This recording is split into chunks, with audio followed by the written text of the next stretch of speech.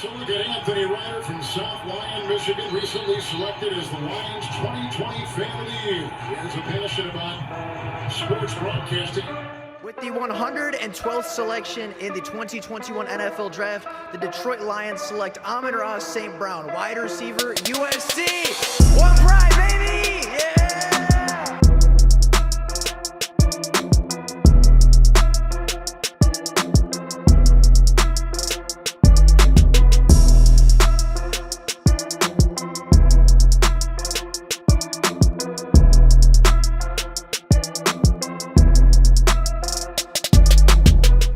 What is going on, everybody? Welcome back to another Detroit Lions video. Now, the quarterbacking situation in Detroit has been a huge talking point over the last couple of years for the Detroit Lions, but especially last offseason when the Detroit Lions acquired Jared Goff via trade. The quarterback situation really became a discussion in Detroit, talking about how good Jared Goff is, how far Jared Goff can take the Lions, and how long Jared Goff will be a starting quarterback with the Detroit Lions. Well, today we're going to be talking about the quarterbacking situation. We're going to be going through the entire quarterbacking room, talking about how good it is, what its ceiling is, what this quarterback room can bring the Detroit Lions, and whether or not it is something that needs to be addressed either this offseason, next offseason, or a little bit later down the line, and how the Detroit Lions can do so. But with that being said, without any further ado, let's get right into talking and taking a look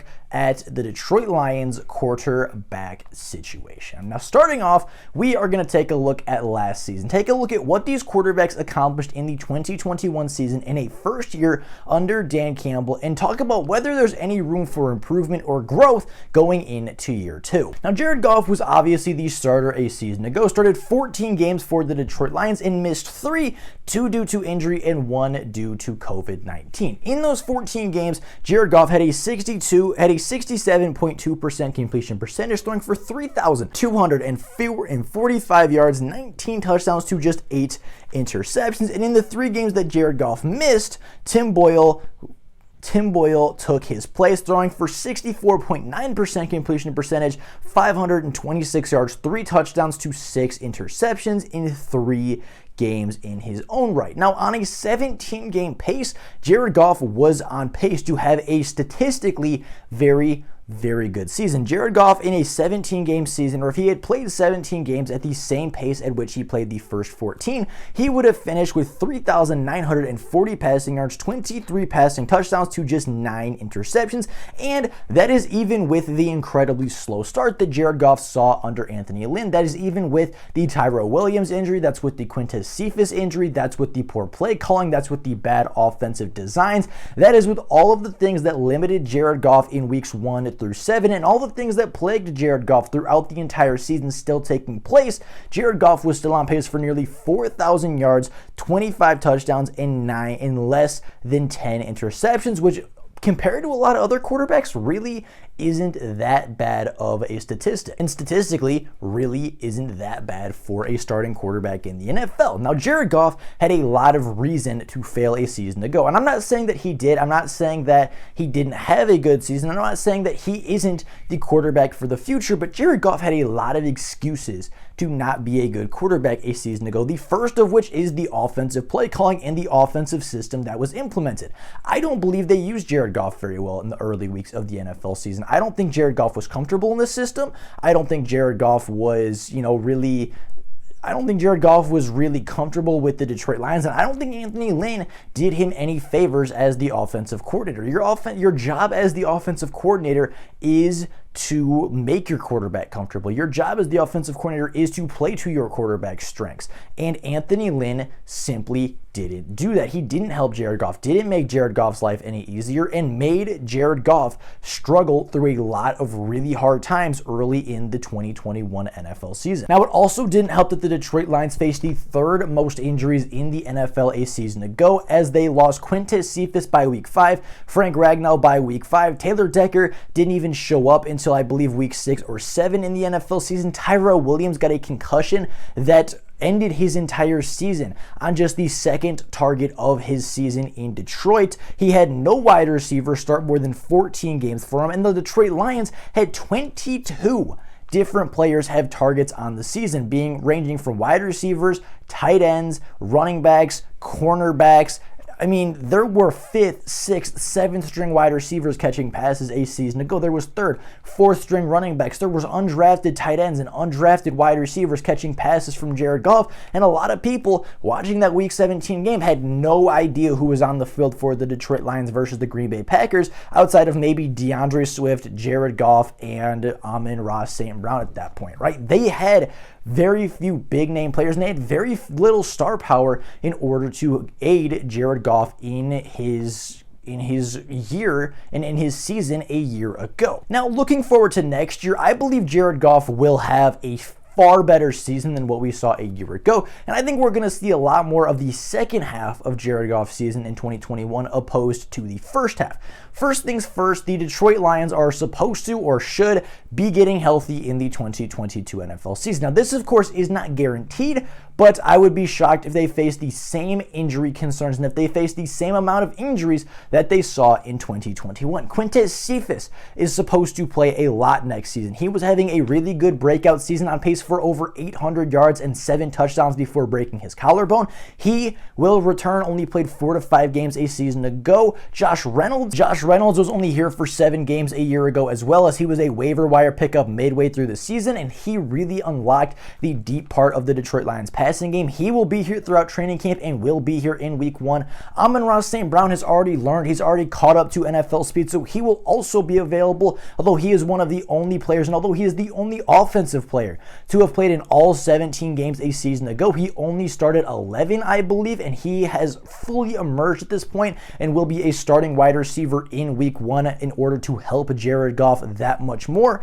And not to mention DJ Chark, the premium free agent wide receiver from this year's class for the Detroit Lions, will also be joining the Detroit Lions wide receiving core, in a wide receiving core of DJ Chark, Josh Reynolds, Quintez Cephus, Amon-Ra St. Brown, and Khalif Raymond, added on by another wide receiver likely in this year's class. We are giving Jared Goff a lot more help next season than what he got a season ago. Right, a season ago, the Lions didn't know this, but Tyrell Williams would be very, very little factor to the Detroit Lions pass game. Only had 2 targets on the season, and I don't believe caught either one of them. They were relying on Quintez Cephus to be the number 1. They were relying on Khalif Raymond to be the number 2. They were relying on Trinity Benson and Kaderil Hodge to be that 3rd wide receiver, that 2nd wide receiver on the boundary. They were relying on a 4th round wide receiver to step up and be the wide receiver 1 by the end of the season. TJ Hawkinson, their tight end, got hurt and was double covered a majority of his snaps when he was running routes. It wasn't a good system to help their quarterback succeed, and yet Jared Goff came out on the other end of 2021 with a very respectable stat line for the Detroit Lions. And again, I know it's all speculation, but if Jared Goff is healthy for those extra 3 games, I wouldn't be shocked if the Detroit Lions win 2, if not all 3 of those games, right? The Cleveland Browns game, Jared Goff was still kind of at that point where he wasn't playing at his best yet, but Jared Goff, you can't tell me, would have played worse than Tim Boyle in that football game. The Lions defense held Cleveland to just 13 points.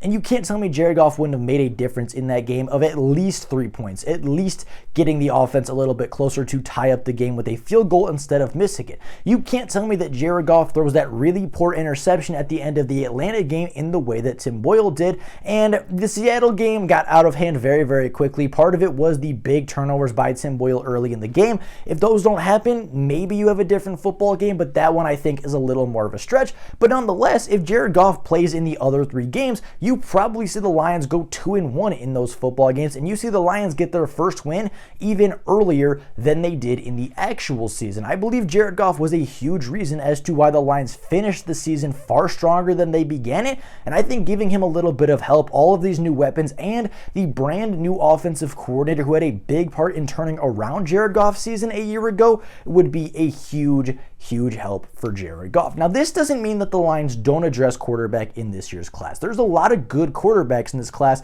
and although this quarterback class isn't necessarily the strongest class we've ever seen, that doesn't mean that you can't find a really good quarterback in this year's class, right? If I'm the Detroit Lions, I'm passing on Malik Willis. I'm passing on Matt Corral. I'm passing on Desmond Ridder. I'm passing on Sam Howell. Those are the big four. The guys that'll probably go days 1 and 2 are off my board entirely. Unless Malik Willis falls to pick 32, I'm not taking Malik Willis. Unless Matt Corral falls to pick 66, I'm not taking Matt Corral. Unless Desmond Ridder falls to day 3, like the 5th round, which is incredibly unlikely, I'm not taking Desmond Ridder, nor am I taking Sam Howell, because although I think those guys can develop into starting and quality quarterbacks in the NFL, it's just not a great time for the Detroit Lions to do that. Jared Goff still has 2 years left on his deal, and although they can get rid of Jared Goff after next season, they don't have to, and they have the luxury of sitting him for another year. The Lions have the luxury of having Jared Goff in the building for a 3rd year, and in that 3rd year, that's when you have the more luxury in order to mentor a younger quarterback that you take with one of your 2 first-round picks. And next year's first-round pick by the Rams will likely be better because the odds of them going back-to-back in a Super Bowl are extremely thin. They can happen, but they aren't extremely likely to do so. So the pick will be better next year if you want to take that quarterback with the Rams pick, or the quarterback class next year is just much, much deeper with guys like Bryce Young, CJ Stroud, Hendon Hooker, and a lot of other guys that should rise up draft boards extremely quickly in next year's class. That the quarterback class is just better to take a franchise quarterback next year than it is this year. But like I said, I think the Lions can still address the quarterbacking position this year. Not to replace Jared Goff, but to replace Tim Boyle. Tim Boyle, as I said, was not very good as a starter, having just a 64.9% completion percentage, almost 3% less than Jared Goff, having just 526 yards across 3 games, having 3 touchdowns to 6 interceptions. If you ever in the NFL throw twice as many picks as you do touchdowns, you should not be a starter in the NFL unless you are a kicker or a punter, or unless it's just a trick play that gets picked off. If you are a quarterback in the NFL and you have double the interceptions that you have as touchdowns, you should not be on a roster the next season. And I don't even think that a lot of his interceptions were dumb luck. A lot of his interceptions were just poorly thrown footballs or horrible reads, the most atrocious of which was the game-losing interception versus the Atlanta Falcons. So how can the Lions fix this, right? Well, they're obviously not going to take Malik Willis or, Matt Corral or Sam Howell or Desmond Ridder, and I would say the Detroit Lions likely even pass on Carson Strong and Bailey Zappe, as those guys will likely go early day 3, and the Lions don't currently hold a 4th-round pick in this year's class. There is a couple of late-round guys that I think could be really, really good backups and absolutely have the potential to beat out David Blau and Tim Boyle as the potential quarterback 2s on this roster. These guys include Caleb Ellaby, the quarterback from Western Michigan, a guy that, again, is a Michigan kid, has a lot of talent, has, some scrambling ability, looked really good at the NFL Combine, tested relatively well, just a guy that could be brought in, a guy that is projected to go about the 170 to 200 range, so about middle of the 5th round to early in the 6th round is where he is projected to go. If you don't have a really good guy on your board at that point and you want to upgrade the quarterback position, upgrade your quarterback 2, you can do it there. Or, in my opinion, you can wait even a little bit longer and select somebody in undrafted free agency or the 7th round of the NFL draft, as likely Brock Purdy and Cole Kelly will either be 7th round picks or go undrafted altogether, even though I think both of them have the skill and have the ability to play quarterback at the NFL level. Not as a starter, not as a Pro Bowl, Hall of Fame, All-Pro quarterback, but I think they have the ability to play backup quarterback at the next level. Cole Kelly threw for over 5,000 yards a season ago, and yes, it was at a small school, yes, it was at Division II, but he was recruited by the Arkansas Razorbacks, played in the SEC for 2 years, and eventually transferred out to go to a smaller school for personal reasons, and absolutely lit it up. Looked phenomenal at the Combine, has some speed, has good size, has good rushing ability, and he could be a big time player for the Lions as far as depth. And then Brock Purdy commanded a Big 12 offense to compete with Oklahoma, commanded a Big 12 offense at Iowa State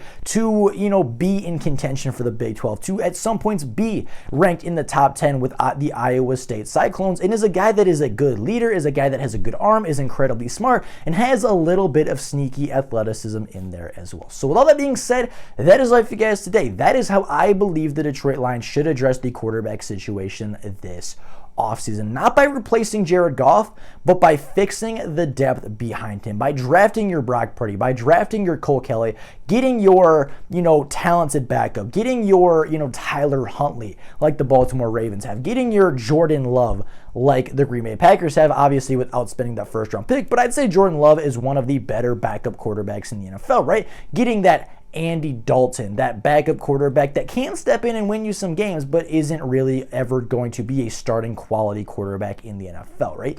Getting that guy that can step in and win you football games despite injuries, and a guy that can just help you win and become a better, more competitive football team is what the Lions need right now. And I think they can do that by addressing quarterback late in the NFL draft. But with all that being said, that is life for you guys today. Let me know down in the comments below, what do you guys think? Do you think the Lions should address the quarterback at all in this year's class? Do you think they should address it early, middle, or late in this class? And if so, let me know who your favorite quarterback is for this year's class that you want the Detroit Lions to pick up. With all that being said, that is life for you guys today. Again, let me know your thoughts and comments down in the comment section below. But with all that being said, that is life for you guys today. Thank you all so very much for watching, and until next time, and as always, go Lions!